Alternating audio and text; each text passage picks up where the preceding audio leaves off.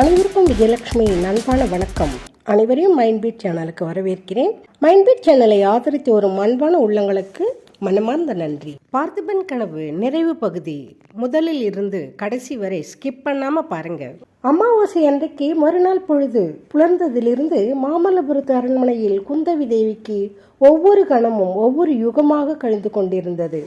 அடிக்கடி அரண்மனை உப்பரிகை மாடத்தில் மேல் ஏறுவதும் நாலாபுரமும் பார்ப்பதும் மறுபடியும் அவசரமாக கீழிறங்குவதும் பணியாட்களுக்கு ஏதேதோ கட்டளையிடுவதும் உறையூரிலிருந்து அவளுடன் வந்திருந்த வள்ளியிடம் இடையிடையே பேசுவதுமாய் இருந்தாள். என்ன பேசினாலும் எதை செய்தாலும் அவளுடைய செவிகள் மட்டும் குதிரை குளம்படியும் சத்தத்தை வெகு ஆவலுடன் எதிர்நோக்கி கொண்டிருந்தன. பணியாட்களுடன் பேசிக்கொண்டிருக்கும் போதே சட்டென்று பேச்சை நிறுத்தி காது கொடுத்து கேட்பாள். விக்கிரமனையும் பொன்னனையும் தான் அவள் அவ்வளவு ஆவலுடன் எதிர்பார்த்து கொண்டிருந்தாள் என்று சொல்ல வேண்டியதில்லை. விக்ரமனும் பொன்னனும் வந்தவுடனேயே என்ன செய்ய வேண்டும் என்று குந்தவி தீர்மானித்து வைத்திருந்தாள். விக்ரமனுடன் அதே கப்பலில் தானும் போய்விடுவது என்ற எண்ணத்தை அவள் மாற்றிக்கொண்டு விட்டாள். அதனால் பலவித சந்தேகங்கள் தோன்றி மறுபடியும் விக்ரமன் பிடிக்கப்படுவதற்கு ஏதுவாகலாம். இது மட்டுமல்ல, தந்தையிடம் சொல்லிக்கொள்ளாமல் அவ்விதம் ஓடிப்போவதற்கும் அவளுக்கு மனம் வரவில்லை. நரசிம்ம சக்கரவர்த்தியின் பரந்த கீர்த்திக்கு தன்னுடைய செயலால் ஒரு களங்கம் உண்டாகலாமா? அதை காட்டிலும் விக்ரமன் முதலில் கப்பல் ஏறி சென்ற பிறகு தந்தையிடம் நடந்ததையெல்லாம் கூறி மன்னிப்பு கேட்டுக்கொண்டு விக்ரமனையே தான் பதியாக வருத்தி விட்டதையும் தெரிவிப்பதே முறையல்லவா? அப்போது சக்கரவர்த்தி தன்னை கட்டாயம் மன்னிப்பதுடன் கப்பலில் ஏற்றி தன்னை செண்பகத்தீவுக்கு அனுப்பி வைத்து விடுவார். உன்னுடைய கல்யாணத்துக்காக நான் ஒரு பிரயத்தனமும் செய்யப்போவதில்லை. உன்னுடைய பதியை நீயேதான் சுயம்பரம் செய்து கொள்ள வேண்டும் என்று சக்கரவர்த்தி அடிக்கடி கூறி வந்திருக்கிறார் அல்லவா? அப்படி இருக்க இப்போது தன் இஷ்டத்திற்கு அவர் ஏன் மறுப்பு சொல்ல வேண்டும்? இத்தகைய தீர்மானத்துடன் குந்தவி விக்ரமனுடைய வரவுக்கு வழிநோக்கி கொண்டிருந்தாள். வானவெளியில் சூரியன் மேலே வரவர குந்தவியின் பரபரப்பு அதிகமாகிக் கொண்டிருந்தது. கடைசியாக கிட்டத்தட்ட நடு மத்தியானத்தில் குதிரைகளின் குளம்பு சத்தம் கேட்டபோது குந்தவியினுடைய இருதயம் விம்மி எழுந்து தொண்டையை அடைத்து கொண்டது. மறுபடியும் விக்ரமனை கப்பலில் ஏற்றி அனுப்பிவிட்டு தான் பின்தங்குவதா? கதையிலே காவியத்திலே வரும் வீர பெண்மணிகள் எல்லோரும் அவ்விதம்தானா செய்திருக்கிறார்கள்? அர்ஜுனனோடு சுபத்திரை கிளம்பி போய்விடவில்லையா? கிருஷ்ணனோடு ருக்மணி போகவில்லையா? தான் மட்டும் எதற்காக பின்தங்க வேண்டும்? விக்ரமனுக்கு விடை கொடுத்து அனுப்புவது தன்னால் முடியாத காரியம் என்று அவளுக்கு தோன்றிற்று. குதிரைகளின் காலடி சத்தம் நெருங்க நெருங்க அவளுக்கு மனக்குழப்பம் அதிகமாயிற்று. வந்த குதிரைகள் அரண்மனை வாசலில் வந்து நின்றன. வாசல் காப்பாளருக்கு ரத்தின வியாபாரி தேவசேனர் வந்தால் உடனே தன்னிடம் அழைத்து வரும்படி குந்தவி கட்டளையிட்டிருந்தாள். இதோ குதிரையில் வந்தவர்கள் இறங்கி உள்ளே வருகிறார்கள். அடுத்த வினாடி அவரை பார்க்க போகிறோம். ஆஹா, இது என்ன? உள்ளே வருகிறது யார்? சக்கரவர்த்தி அல்லவா? குந்தவியின் தலை சுழன்றது. எப்படியோ பல்லை கடித்து கொண்டு சமாளித்து கொண்டாள். சிறிது தடுமாற்றத்துடன், அப்பா வாருங்கள் வாருங்கள், இத்தனை நாளாய் எங்கே போயிருந்தீர்கள் என்றாள். சக்கரவர்த்தி ஆவலுடன் குந்தவியின் அருகில் வந்து அவளை தழுவிக்கொண்டார். உடனே திடுக்கிட்டவராய், ஏனம்மா, உன் உடம்பு ஏன் இப்படி பதறுகிறது என்று கேட்டார். ஒன்றுமில்லையப்பா, திடீரென்று வந்தீர்கள் அல்லவா என்றாள் குந்தவி. இவ்வளவுதானே? நல்லது, உட்கார் குழந்தாய். நீ உறையூரிலிருந்து எப்போது வந்தாய்? எதற்காக இவ்வளவு அவசரமாய் வந்தாய் என்று கேட்டுக்கொண்டே சக்கரவர்த்தி அங்கிருந்து ஆசனத்தில் அமர்ந்தார். குந்தவிக்கு அப்போது ஏற்பட்ட இதய துடிப்பை சொல்ல முடியாது. அப்பா இங்கே இருக்கும்போது அவர் வந்துவிட்டால் என்ன செய்கிறது? இப்போது வருகிற சமயமாச்சே. அரண்மனைக்குள் வராமல் நேரே போய் கப்பலேறு செய்வதற்கு வழி என்ன என்றெல்லாம் எண்ணி அவள் உள்ளம் தவித்தது. அவளுடைய தவிப்பை கவனியாதவர் போல சக்கரவர்த்தி, குழந்தாய், இன்று சாயங்காலம் நான் உறையூருக்கு கிளம்புகிறேன். நீயும் வருகிறாயா அல்லது உறையூர் வாசம் போதுமென்று ஆகிவிட்டதா என்றார். உறையூருக்கா? எதற்காக அப்பா என்றாள் குந்தவி. ரொம்ப முக்கியமான காரியங்கள் எல்லாம் நடந்திருக்கின்றன அம்மா. அருள்மொழி தேவி அகப்பட்டு விட்டார். ஆஹா என்று அலறினார். ஆஹா என்று அலறினாள் குந்தவி. ஆமாம், அருள்மொழி தேவியை கண்டுபிடித்து கொண்டு வந்தது யார் தெரியுமா? நீ அடிக்கடி சொல்வாயே, யாரோ வேஷதாரி சிவனடியார் என்று. அவர்தான். என்ன? தேவி எங்கே இருந்தார்? யார் கொண்டு போய் வைத்திருந்தார்கள்? அந்த போலி சிவனடியார் ஒருவேளை அவரேதான். சக்கரவர்த்தி புன்னகையுடன், இன்னும் உனக்கு சந்தேகம் தீரவில்லையே அம்மா? இல்லை, அந்த சிவனடியார் அருண்மொழி ராணியை ஒளித்து வைத்திருக்கவில்லை. ராணியை கொண்டு போய் வைத்திருந்தவன் நான் முன்னமேயே ஒரு தடவை சொன்னேனே, அந்த கபாலிக கூட்டத்தின் பெரிய பூசாரி மகா கபால பைரவன். சிவனடியார் அருள்மொழி ராணியை காப்பாற்றி கொண்டு வந்ததின் பலன் அவருடைய உயிருக்கே ஆபத்து வருவதாய் இருந்ததாம். நேற்று ராத்திரி மகா கபால பைரவன் சிவனடியாரை காளிக்கு பலி கொடுப்பதாக இருந்தானாம். அவரை கட்டி பலிபீடத்தில் கொண்டு வந்து போட்டாகிவிட்டதாம். கழுத்தில் கத்தி விழுகிற சமயத்தில் சிவனடியாரை யார் வந்து காப்பாற்றினார்களாம் தெரியுமா? யாரப்பா? செண்பகத்தீவிலிருந்து வந்திருந்தானே ரத்தின வியாபாரி தேவசேனன், அவனும் படகோட்டி பொன்னனும் நல்ல சமயத்தில் வந்து காப்பாற்றினார்களாம். குந்தவி ஏதோ சொல்வதற்கு வாயை திறந்தாள். ஆனால் வார்த்தை ஒன்றும் வெளியில் வரவில்லை. அவளுடைய அழகிய வாய் மாதுளை மொட்டின் இதழ்கள் விரிவது போல் விரிந்து அப்படியே திறந்தபடி இருந்தது. இன்னும் ஒரு பெரிய அதிசயத்தை கேள் குழந்தாய். ரத்ன வியாபாரி தேவசேனன் என்பது உண்மையில் யார் தெரியுமா? அவனும் ஒரு வேஷதாரிதான். தேசப்பிரஷ்டனான சோழ நாட்டு இளவரசன் விக்ரமன் தான் அந்த மாதிரி வேஷம் போட்டுக்கொண்டு அவனுடைய தாயாரையும் தாய் நாட்டையும் பார்ப்பதற்காக வந்தானாம். என்ன தைரியம், என்ன துணிச்சல் பார்த்தாயா குழந்தாய்? குந்தவி விம்மிய குரலுடன், அப்பா, அவர்கள் எல்லோரும் இப்போது எங்கே என்று கேட்டாள். யாரை கேட்கிறாய் அம்மா? விக்ரமனையும் பொன்னனையுமா? அவர்களை உறையூருக்கு கொண்டு போக சொல்லியிருக்கிறேன். நானே நேரில் வந்து விசாரணை நடத்துவதாக சொல்லியிருக்கிறேன். அதற்காகத்தான் முக்கியமாக உறையூருக்கு போகிறேன். நீயும் வருகிறாயா? இத்தனை நேரமும் குந்தவி அடக்கி வைத்து கொண்டிருந்த துக்கமெல்லாம் இப்போது பீறிக்கொண்டு வெளியில் வந்தது. தந்தையின் மடியில் தலையை வைத்து கொண்டு ஓ என்று கதற ஆரம்பித்தாள். இவ்வளவு நேரமும் புன்னகையுடன் பொலிந்து கொண்டிருந்த சக்கரவர்த்தியின் முகபாவத்தில் இப்போது மாறுதல் காணப்பட்டு அவருடைய கண்களின் ஓரத்தில் ஒரு துளி ஜலம் முத்துப்போல் பிரகாசித்தது. குந்தவின் தலையையும் முதுகையும் அவர் அன்புடன் தடவி கொடுத்து, குழந்தாய், உனக்கு என்ன துக்கம்? உன் மனதில் ஏதோ வைத்துக்கொண்டு சொல்லாமல் இருக்கிறாய். என்னிடம் மறைப்பானேன்? எதுவாக இருந்தாலும் சொல் என்றார். குந்தவி கொஞ்சம் கொஞ்சமாக எல்லாவற்றையும் சொன்னாள். காஞ்சி நகரின் வீதியில் சங்கிலிகளால் கட்டுண்டு சென்ற விக்ரமனை சந்தித்ததிலிருந்து தன்னுடைய உள்ளம் அவனுக்கு வசமானதை தெரிவித்தான். பிறகு மகேந்திர மண்டபத்தில் ஜுரத்துடன் உணர்வு இழந்து கிடந்த விக்ரமனை பல்லக்கில் ஏற்றி அழைத்துச் சென்றதிலிருந்து இன்று அவனை கப்பல் ஏற்றி அனுப்ப உத்தேசித்திருந்த வரையில் எல்லாவற்றையும் கூறினான். கடைசியில், அப்பா, அந்த சோழராஜகுமாரனையே என் நாதனாக வர்ணித்து விட்டேன். மற்றொருவரை மனதிலும் நினைக்க மாட்டேன் என்று கூறி விம்மினாள். சக்கரவர்த்தி அப்போது அன்பு கனிந்த குரலில் கூறினார், குழந்தாய், இந்த உலகில் அன்பு ஒன்றுதான் சாஸ்வதமானது, மற்றதெல்லாம் அனித்தியம். இரண்டு இளம் உள்ளங்கள் அன்பினால் ஒன்று சேரும்போது அங்கே அன்பு வடிவமான கடவுளே சாநித்தியமாய் இருக்கிறார். அவ்விதம் அன்பினால் சேர்ந்த உள்ளங்களுக்கு மத்தியில் நின்று தடை செய்ய யாருக்கும் பாத்தியதை கிடையாது. தாய் தகப்பனுக்கு கூட கிடையாதுதான். ஆகையால் நீ சோழ நாட்டு இளவரசனை மனம் புரிய விரும்பினால் அதை ஒரு நாளும் நான் மறுக்க மாட்டேன். ஆனால் குழந்தாய், நமது பல்லை வம்சம் நீதி தவறாதது என்று புகழ்பெற்றது. சாம்ராஜ்யத்தில் ராஜகுலத்தினருக்கும் ஒரு நீதிதான், ஏழை குடியானவனுக்கும் ஒரு நீதிதான். ஆகையால் சோழ ராஜகுமாரன் விஷயத்தில் ராஜ்ய நீதிக்கிணங்க விசாரணை நடைபெறும். குற்றத்துக்கு தகுந்த தண்டனை கிடைக்கும். அதற்கு பிறகும் நீ அந்த ராஜகுமாரனை மணக்க விரும்பினால் நான் குறுக்கே நிற்க மாட்டேன். இதை கேட்ட குந்தவி, அப்பா, தேசபிருஷ்டமானவர்கள் திரும்பி வந்தால் தண்டனை என்ன என்றாள். சாதாரணமாக மரண தண்டனை தான். ஆனால் சோழ ராஜகுமாரன் விஷயத்தில் யோசிக்க வேண்டிய அம்சங்கள் இருக்கின்றன. என்ன அப்பா, நீதான் அடிக்கடி சொல்வாயே, அந்த ராஜகுமாரனுடைய காரியங்களுக்கெல்லாம் அவன் பொறுப்பாளி அல்ல, போலி சிவனடியாருடைய போதனைதான் காரணம் என்று. அது உண்மைதான் என்று தோன்றுகிறது. அந்த சிவனடியாரும் இப்போது அகப்பட்டிருக்கிறார். அவரையும் விசாரித்து உண்மை அறிய வேண்டும். அப்போது குந்தவி மனதிற்குள், ஆமாம், அந்த போலீஸ் அடை சாமியாரால் தான் எல்லா விபத்துகளும் வருகின்றன.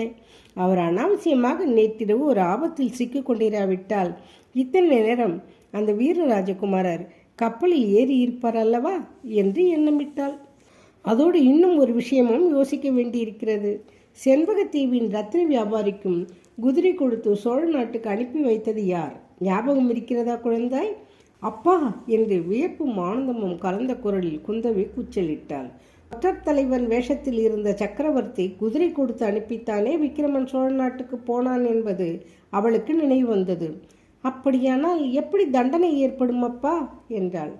எல்லாம் விசாரிக்கலாம் குழந்தாய், விசாரித்து எது நியாயமோ அப்படி செய்யலாம்.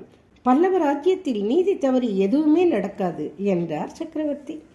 ஆஹா, இது உறையூர் தானா என்று பார்த்தவர்கள் ஆச்சரியப்படும் விதமாக சோழ நாட்டின் தலைநகரம் அன்று அலங்கரிக்கப்பட்டு விளங்கிற்று. பார்த்திப மகாராஜா போர்க்களத்துக்கு புறப்பட்ட போது அவருடன் புடைபெயர்ந்து சென்ற லட்சுமி தேவி மீண்டும் இன்றுதான் உறையூருக்கு திரும்பி வந்திருக்கிறாள் என்று சொல்லும்படியாக இருந்தது. உறையூர் வாசிகளிடையே வெகு காலத்திற்கு பிறகு இன்று கலகலப்பும் உற்சாகமும் காணப்பட்டன. வெளியூர்களிலிருந்து ஜனங்கள் வண்டிகளிலும் வாகனங்களிலும் கால்நடையாகவும் வந்து கொண்டிருந்தார்கள். அன்று காஞ்சி நரசிம்ம பல்லவ சக்கரவர்த்தி உறையூரில் பொதுஜன சபை கூட்டுகிறார் என்றும் இதற்காக சோழ நாட்டின் பட்டினங்களிலும் கிராமங்களிலும் உள்ள பிரமுகர்களை எல்லாம் அழைத்திருக்கிறார் என்றும் பிரஸ்தாபமாயிருந்தது. அன்று நடக்கப் போகும் சபையில் பல அதிசயங்கள் வெளியாகும் என்றும் பல விசேஷ சம்பவங்கள் நிகழலாம் என்றும் ஜனங்கள் எதிர்பார்த்தார்கள். ஒரு சிலர் இளவரசர் ரத்ன வியாபாரி வேஷத்தில் வசந்த மாளிகையில் வந்திருந்தார் என்றும் குந்தவி தேவிக்கும் அவருக்கும் காதல் உண்டாகி கல்யாணம் நடக்கப் போகிறது என்றும் இதனால் உறையூரும் காஞ்சியும் நிரந்தர உறவு கொள்ளப் போகிறது என்றும் சொன்னார்கள். வேறு சிலரோ இதை மறுத்து தேசப்பிரஷ்ட தண்டனைக்குள்ளான இளவரசரை சக்கரவர்த்தி விசாரணை செய்து பொதுஜன அபிப்பிராயத்தை ஒட்டி தீர்ப்பு கூறப்போகிறார் என்றார்கள். 4 நாளைக்கு முன்னால் அமாவாசை இரவில் கொல்லிமலைச்சாரலில் நடந்த சம்பவங்களை பற்றியும் மாரப்ப பூபதியின் மரணத்தை பற்றியும் ஜனங்கள் கூட்டியும் குறைத்தும் பலவாறாக பேசிக்கொண்டார்கள். அந்த நேரத்தில் பொன்னனும் வள்ளியும் உறையூர் வீதிகளின் வழியாக வந்தபோது ஆங்காங்கே ஜனங்கள் அவர்களை நிறுத்தி, பொன்னா, இன்று என்ன நடக்கப் போகிறது என்று விசாரித்தார்கள். பொன்னனோ தலையை அசைத்து, எனக்கு ஒன்றும் தெரியாது, சாயங்காலம் ஆனால் தானே எல்லாம் வெளியாகிறது, ஏன் அவசரப்படுகிறீர்கள் என்றான். வள்ளியை அழைத்து கேட்ட பெண் பிள்ளைகளிடம் வள்ளி அதே மாதிரிதான் மறுமொழி சொன்னாள். பொன்னனுக்கும் வள்ளிக்கும் அன்று இருந்த கிராக்கிக்கும் அவர்களுக்கு அன்று ஏற்பட்டிருந்த பெருமைக்கு அளவே இல்லை. தேவலோகத்தில் தேவேந்திரனுடைய சபை கூடியிருப்பதை பார்த்தவர்கள் யாரும் திரும்பி வந்து நமக்கு அந்த சபையை பற்றி கூறியது கிடையாது. ஆனால் அந்த உறையூரில் கூடிய மாமல்ல நரசிம்ம சக்கரவர்த்தியின் சபையை பார்த்தவர்கள் தேவேந்திரனுடைய சபை கிட்டத்தட்ட இந்த மாதிரி தான் இருக்க வேண்டும் என்று ஏகமனதாக முடிவு கட்டினார்கள். அவ்வளவு விமரிசையாக அலங்கரிக்கப்பட்டிருந்த சபா மண்டபத்தில் சபை கூடிற்று. சிறு தொண்டரும் மற்றும் உள்ளவர்களும் அமர்ந்திருந்தார்கள். எல்லாரும் அவரவர் இருக்கையில் வந்து அமர்ந்தார்கள். சிம்மாசனத்துக்கு முன்பக்கத்தில் சிவனடியாரும் சிறு தொண்டரும் வீற்றிருந்தார்கள். சிம்மாசனத்தின் மற்றொரு பக்கத்தில் சக்கரவர்த்தியின் குமாரன் மகேந்திரனும் குமாரி குந்தவியும் அமர்ந்திருந்தார்கள். அவர்களுக்கு அடுத்தால் போல் அருள்மொழி தேவியும் பொன்னனும் வள்ளியும் அடக்க ஒடுக்கத்துடன் நின்றிருந்தார்கள். விக்ரமனுடைய கண்கள் குந்தவி இருக்கும் இடத்தை நோக்கி சென்றது. குந்தவியும் தன்னை மீறிய ஆவலால் விக்ரமனை பார்க்கவும் இருவரும் திடுக்கிட்டு தங்களுடைய மன உறுதி குலைந்ததற்காக வெட்கப்பட்டு தலைகுனிய வேண்டியதாயிற்று. இன்னும் அந்த மகத்தான சபையில் அனைவரும் கூடியிருந்தார்கள். சீன தேசத்திலிருந்து வந்திருக்கும் யுவான் சுவாங்கும் அங்கு வீற்றிருந்தார். ரத்ன வியாபாரி தேவசேனனுடன் வந்தவர்களும் அங்கு வீற்றிருந்தார்கள். தங்கள் மகாராஜாவுக்கு என்ன கதி நேரப்போகிறதோ என்று தெரிந்து கொள்ளும் ஆவல் அவர்களுக்கு இருப்பது இயற்கையல்லவா? சபை முழுவதிலும் ஆங்காங்கு பணியாட்களும் பணிப்பெண்களும் நின்று வெண்சாமரங்களினால் விசிறியும் சந்தன தாம்பூலம் முதலியவை வழங்கியும் சபையினருக்கு வேண்டிய உபசாரங்கள் செய்து கொண்டிருந்தனர். குறிப்பிட்ட நேரமாகவும் சக்கரவர்த்தி வராதிருக்கவே சபையில் ஏன் சக்கரவர்த்தி இன்னும் வரவில்லை என்று ஒருவருக்கொருவர் பேசிக்கொள்ளும் சப்தம் கேட்டது. சிறு தொண்டர் எழுந்திருந்து சபையோர்களே, சக்கரவர்த்தி சபைக்கு வருவதற்கு இன்னும் சிறிது நேரம் ஆகும் என்று செய்தி வந்திருக்கிறது. அதுவரையில் இந்த சபை கூடியதின் நோக்கம் என்னது என்பதை உங்களுக்கு எடுத்துரைக்கும்படி எனக்கு சக்கரவர்த்தி கட்டளையிட்டிருக்கிறார் என்று இடிமுழக்கம் போன்ற குரலில் கூறியதும் சபையில் நிசப்தம் உண்டாயிற்று. எல்லோரும் பயபக்தியுடன் சிறு தொண்டருடைய முகத்தையே பார்க்கலானார்கள். சிறு தொண்டர் கூறினார், வீர சொர்க்கமடைந்த என் அருமை தோழரான பார்த்திப சோழ மகாராஜாவின் புதல்வர் விக்ரம சோழர் இன்று உங்கள் முன்னால் குற்ற விசாரணையில் நிறுத்தப்பட்டிருக்கிறார். சக்கரவர்த்தியின் தேசப்பிரஷ்ட தண்டனையை மீறி இவர் இந்நாட்டுக்குள் பிரவேசித்து கையும் மெய்யுமாய் கண்டுபிடிக்கவும் பட்டார்.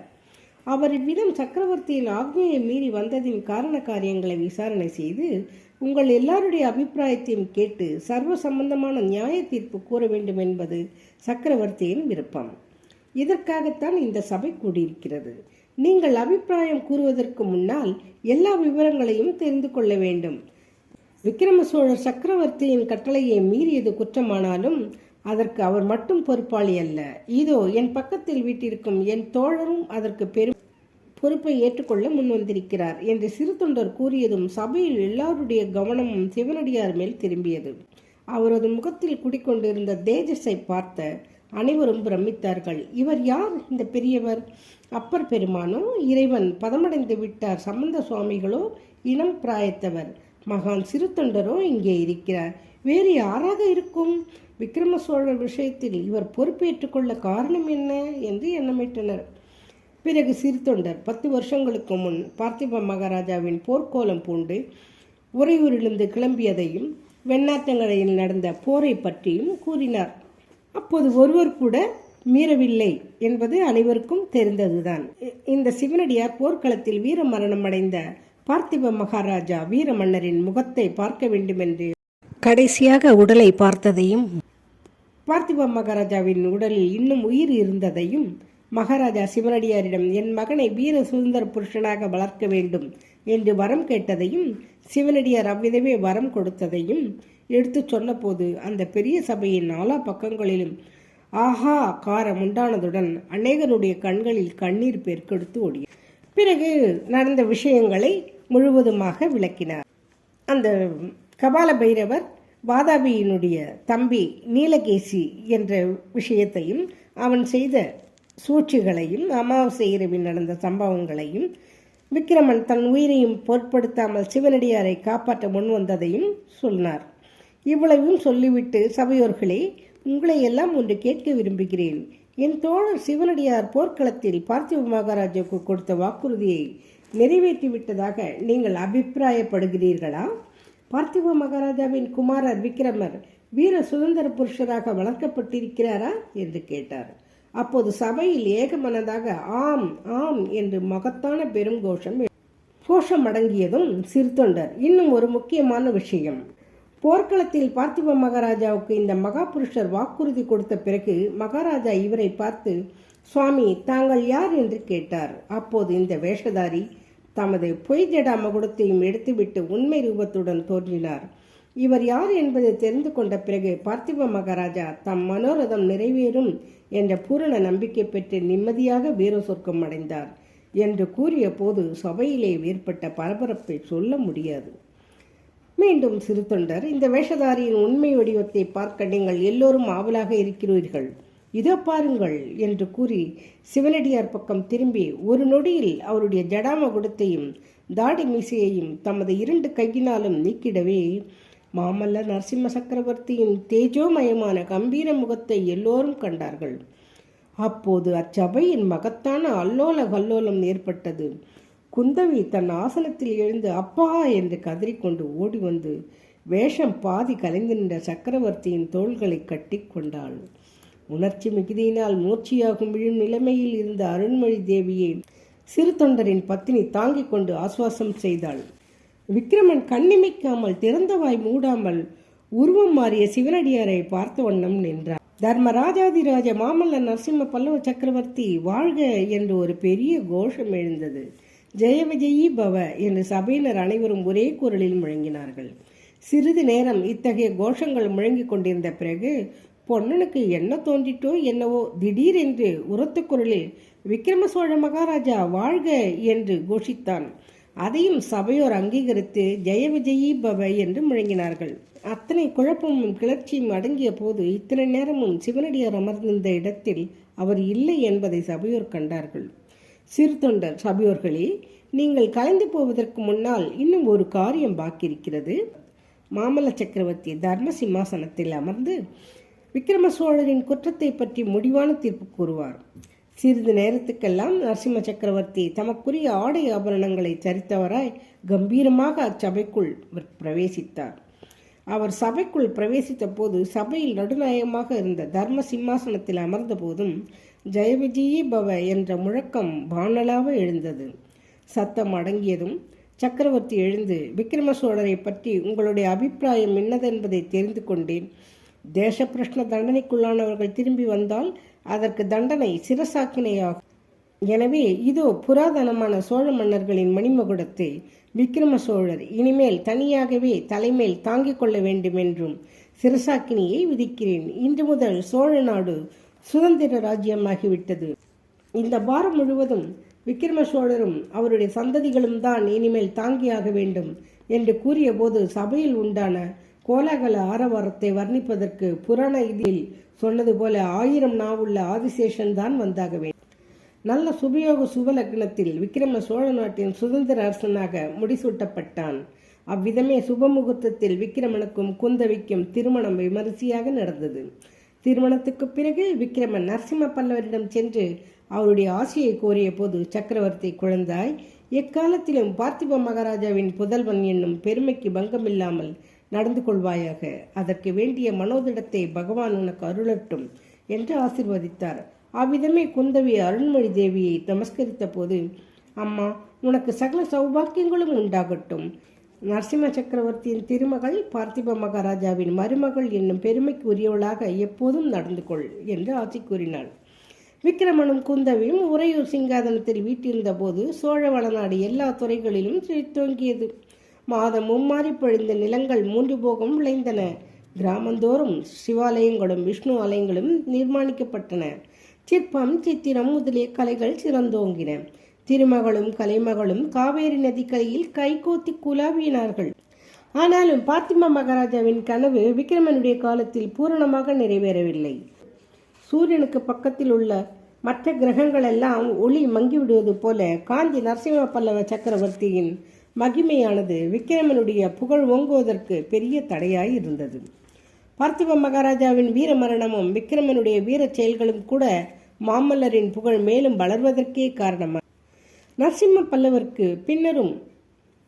நரசிம்மவர்ம பல்லவருக்கு பின்னரும் வெகுகாலம் பல்லவர் பெருமை குன்றவில்லை. சோழ நாடு ஒரு குறுகிய எல்லைக்குள் கட்டுப்பட்டுதான் கிடந்தது. ஆனால் விக்கிரமனும் அவனுடைய சந்ததியர்களும் பார்த்திப மகாராஜாவின் கனவை மட்டும் மறக்கவில்லை. வழி வழியாக அவரவர்களுடைய புதல்வர்களுக்கு பார்த்திப மகாராஜாவின் வீர மரணத்தை பற்றி சொல்லி உறையூர் சித்திர மண்டபத்தில் தீட்டியிருந்த பார்த்திப மன்னரின் கனவு சித்திரங்களை காண்பித்து வந்தார்கள். சுமார் 3 நூற்றாண்டுகளுக்கு பிறகு சோழ நாட்டின் வீர சிம்மாசனம் ஏறிய ராஜராஜ சோழன், அவனுடைய புதல்வனான ராஜேந்திர சோழன், இவர்களுடைய காலத்தில்தான் பல்லவர் பெருமை குன்றி சோழ நாடு மகோன்னதமடைய தொடங்கியது. சோழ நாட்டு வீரர்கள் வடக்கே கங்கை வரையிலும், தெற்கே இலங்கை வரையிலும், கிழக்கே கடல்களுக்கு அப்பால் உள்ள கடாரம் வரையிலும் சென்று வீரப்போர் புரிந்து புலிக்கொடியை வானலாவ பறக்க விட்டார்கள். புலிக்கொடி தாங்கிய கப்பல்களில் சோழ நாட்டு வீரர்கள் கடல்களில் நெடுந்தூரம் பிரயாணம் செய்து சாவகம், புஷ்பகம் முதலிய தீவுகளை கைப்பற்றி பார்த்திப மகாராஜா கண்ட கனவு 300 ஆண்டுகளுக்கு பிறகு பரிபூரணமாக நிறைவேறியது. பார்த்திபன் கனவு நிறைவடைந்தது. நண்பர்களே, இந்த கதையை கேளுங்க. உங்களுக்கு பிடிச்சிருந்தா ஷேர் பண்ணுங்கள், கமெண்ட் பண்ணுங்கள், மைண்ட்பீட் சேனலை சப்ஸ்கிரைப் செய்யுங்க. தொடர்ந்து நிகழ்ச்சியில் பயணித்து வாருங்கள். தொடர்ந்து நீங்கள் அளித்த ஆதரவிற்கு மனமார்ந்த நன்றி. என்றும் உங்களுடன் மைண்ட்பீட் சேனல். நன்றி, வணக்கம்.